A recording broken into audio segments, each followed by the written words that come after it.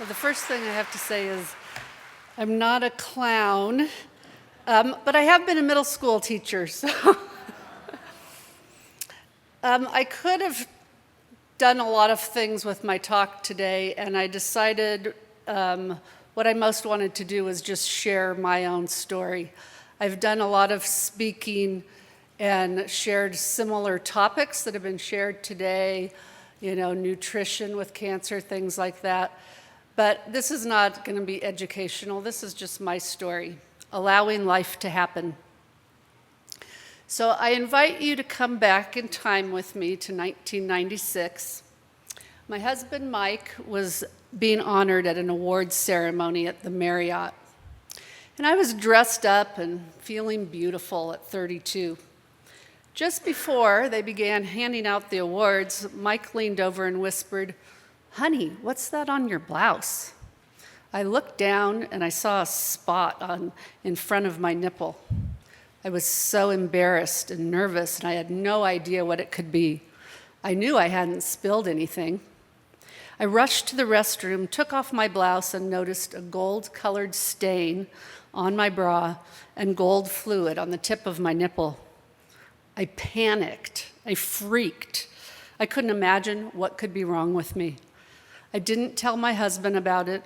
I thought about going to the doctor, but I didn't want anyone at all to know. And now that I look back on it, I didn't even want to know myself. The next day, I remembered that the school where I taught was going to have a mammogram truck come in just 2 days. So I figured I'd get a mammogram, and then I'd go see the doctor and talk about the results.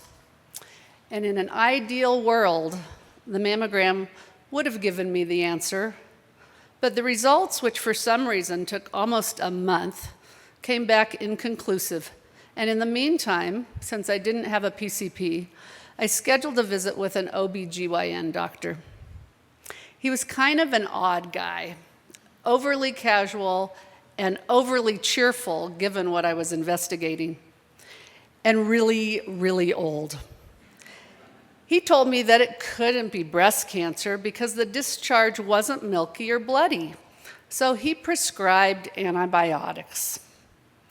If only it was something that could have been cured by antibiotics.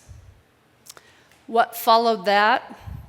An ultrasound, a needle biopsy, more films, more blood tests, and another month of excruciating waiting. And then finally I got the call. And it was a call. I wasn't sitting in an office with somebody. It was cancer. There was no escaping it. It was real. And now you have to know that 2 years before this, my dad had died a slow, painful death from cancer after suffering for 19 years from brutal radiation poisoning. I had watched him deteriorate since I was 12. He lost his eyesight, his hearing, and dignity.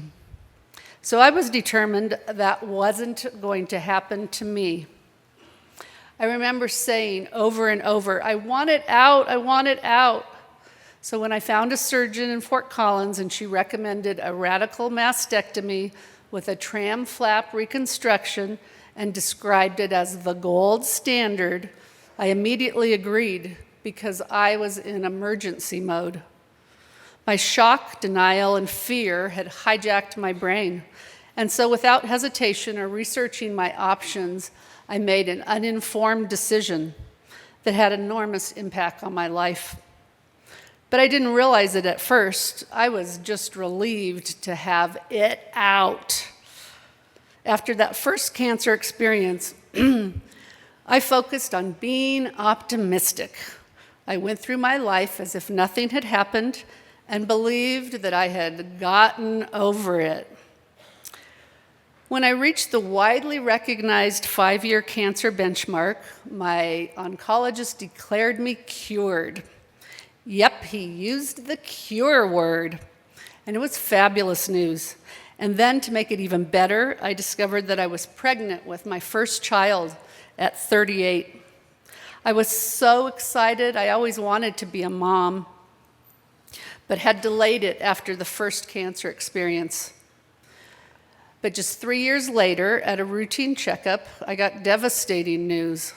There was a new primary breast cancer in my other breast. I was 41. I was trying to have another child. The news shattered my world. This could not be happening. I'm a mommy. I love being a mommy. I can't have cancer. What about my son? I couldn't breathe or sleep or even think clearly. I lost all hope. I plummeted into an abyss of fear and confusion. I was devastated, and I pretty much approached this cancer experience the same way as before, because I really didn't know I had other choices. I simply followed my doctor's orders. Even when I was allergic to my chemotherapy, I ignored my own body's wisdom that this substance wasn't right for me, and I took the steroids that my oncologist gave me to suppress my immune system. Because I had hives, I was totally unaware of what a remarkably bad idea that was to suppress my immune system, and apparently my oncologist was too. I trusted him to opt for the best for me, and I now know that he didn't. I got through the miserable chemo and surgeries with the help of an antidepressant and a counselor. This time, however, I didn't go back to normal life. I knew I couldn't do that. This time, I left my teaching career and began to explore healing myself on the physical, emotional, and spiritual levels. Remarkably, one of the first things I did was to check out from the library Cancer as a Turning Point. It was bigger because it came in cassettes back then. This recording contained the best presentations from these conferences that started in 1994. And not only have they introduced me to some of the greatest mind-body healing teachers, but also provided me with a great resource, Sounds True, which I continue to rely on to explore my inner terrain. And over the next several years, as I healed myself, I discovered that I loved the field of health and decided to make a career switch. I learned about all types of modalities through personal experiences and then professional education. Eventually, I became certified in wellness coaching, emotional processing, spiritual mentoring, holistic stress management, the Enneagram, mind-body healing techniques, and professional cancer coaching. This journey transformed my life. And in 2007, I opened a health and wellness private practice serving families experiencing cancer. Unbelievably, 3 years later, I was diagnosed with cancer for the third time. Apparently, my body did know that the chemo I reacted to wasn't going to work and was trying to tell me. Cancer a third time by age 47. Bummer, huh? The only thing was, after the initial shock, I wasn't so bummed this time. I wasn't panic-stricken, I wasn't in denial, and I wasn't angry. I was curious. What is this about? And how odd is that? Not scared, not angry, not stressed like the previous 2 times. How could that be? Well, in truth, I had spent the previous 7 years becoming my own authority on what is best for me. I had learned to trust myself and my abilities to heal, learn, and transform, becoming proficient at using all the tools in my healing box. And I had a healing toolbox. So I faced cancer again from an entirely different place. And you know what? It actually wasn't that hard. Even though I did go through some chemo treatment again, this time, for the first time ever, I felt empowered and knowledgeable enough to question my doctors, seek different opinions, add other therapies, and generally live in the present moment in a place of open curiosity. It was a beautiful experience, and after treatment, I was absolutely convinced that I was done with cancer. In a new agey sort of way, I believed that I had learned all that I had needed to learn from those 3 cancer experiences, so now I could feel normal again. What I wasn't admitting to myself during this 3rd cancer experience was that being mired in the medical system for such an extended period of time had profoundly affected me, my darling husband, and my sweet child. Despite the many positive, healing experiences, my 20-year marriage was suffering. My husband and I were growing apart, and the only glue holding us together was our mutual love for our child. Twice in 1 year, we almost divorced. That year, we cycled through anger, fear, shame, guilt, vulnerability, and raw exposure, until finally one day, the same day, we let go and we surrendered. Our battle with each other ceased, and we began exploring our issues from a place of friendship and trust, the place where our marriage started. We came to realize that our issues with each other stemmed from our deepest fears around cancer. For many years, we acted as if the things we were doing and saying in life were for the good of our marriage and our family, when in reality, our egos were scared shitless, and we were employing every method possible to avoid feeling our fears, which only distanced us from each other. What enabled our marriage to heal was being willing to be pristinely honest, to forgive completely, and feel everything fully, even the so-called negative emotions. On another front, my ability to function well in my private practice was deteriorating. Despite my best efforts and lots of time and money invested in becoming professional, my brain seemed to be malfunctioning. It was the weirdest thing. In any given moment, I felt entirely present and high functioning, and yet I would completely forget what had taken place. At first, I didn't want to admit it to myself, but eventually I did admit that I felt like I was losing my mind. I tried telling my husband and other friends and family, but everyone seemed to downplay my experience with dismissive remarks and their own stories. Oh, you think that's bad? Well, today Finally, one day, a friend of mine who was also taking the same drug said, "You know, my brain feels a lot worse on this Faslodex than it did on chemotherapy." In that moment, a light bulb went off in my head. I just knew that the brain function was being impaired by the painful monthly shots I was getting to block my estrogen receptors. By investigating side effects online, I discovered that the medical sites did not report issues with Faslodex in the brain. However, in cancer chat rooms, women all over the country and even the world were reporting brain function problems and experiencing the same dismissal of their symptoms by their loved ones and their doctors. One afternoon in an appointment with my PCP, I finally broke down crying as I explained my distress about my brain function and my belief that the Faslodex was creating it. And fortunately, she totally believed me and said, "Well, let's get you off of it. There are always alternatives." So the conversation happened in December of 2013, and I've never had another Faslodex injection since.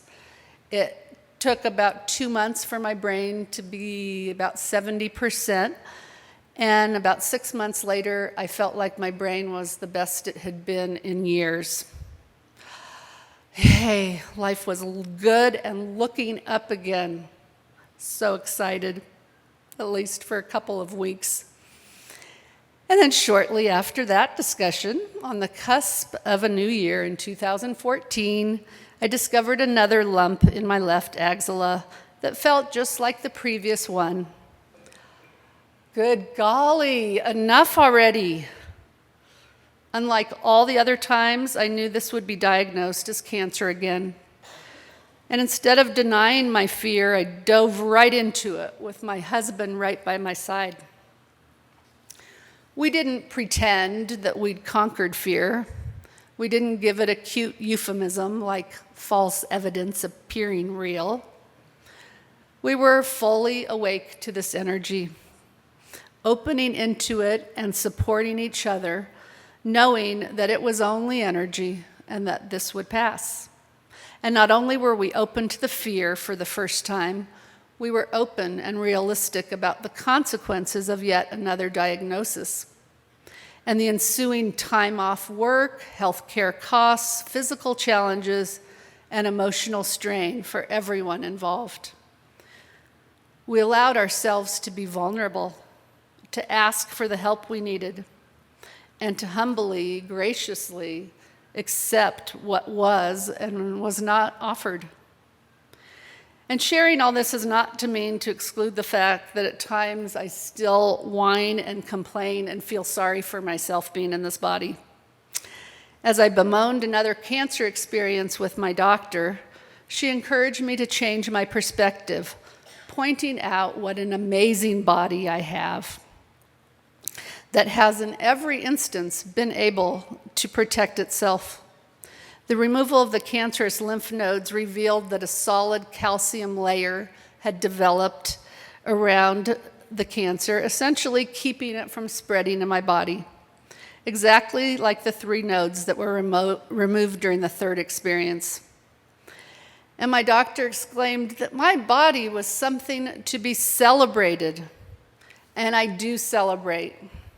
For now, I am healthy, and I celebrate when my body isn't healthy because I'm still privileged to be alive. Last year, I closed my private practice, and I'm now working for a great Colorado company as a Medicaid care coordinator, serving some of our most vulnerable community members while accessing for myself quality, affordable health care and insurance, realizing that I get to put myself first too. With the support of friends, family, and numerous practitioners, my family moves forward with hope in our hearts, realism in our decisions, and authority over our own choices. At this point, I don't know if I will go through another cancer experience or if cancer will end up killing me. And honestly, I just don't spend a lot of time thinking about my death because I'm too involved in being fully present to life. I am realistic about dying in a way that most people are not. Death is out of my control and is inevitable, so I'm not worried about when and how it will occur. What I know is that I have become willing to allow life to happen. I have choices, preferences, and desires, but ultimately I have no control. None of us have control. And by releasing control and allowing life to happen, the good, the bad, and the ugly, I'm allowing myself to have a full human experience. And for this, I'm immensely grateful. Thank you.